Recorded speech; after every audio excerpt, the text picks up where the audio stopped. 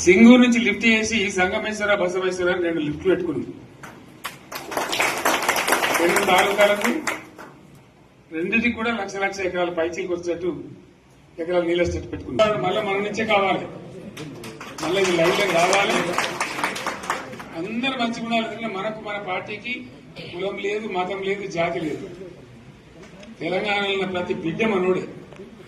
వాళ్ళు ఏ మతం ఉన్నారు, ఏ కులం ఉన్నారు మనకు అవసరం లేదు. ఈ తెలంగాణ బార్డర్ గీత లోపలిన బిడ్డలు అందరు మనోళ్ళే, అందరు బాగుపడాల్సిందే. ప్రతి ఒక్కరికి న్యాయం జరగాల్సిందే.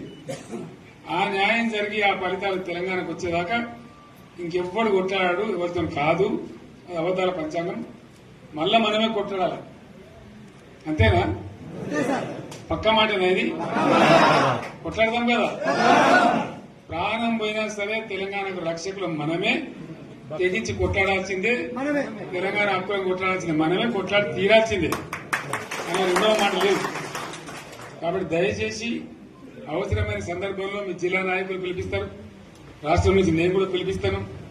మీకు సిద్దపడి ప్రత్యక్ష ప్రజా పోరాటాలు లేవదీసైనా సరే మన ప్రాజెక్టులు సాధించుకోవాలి, మన నీళ్లు సాధించుకోవాలి, మన ప్రజలకు అన్యాయం జరుగుతుంటే ఎదురు తిరగాలి, కొట్లాడాలి. తప్పకుండా ప్రజలకు న్యాయం చేసేదాకా మనం ముందు పోతూనే ఉండాలి.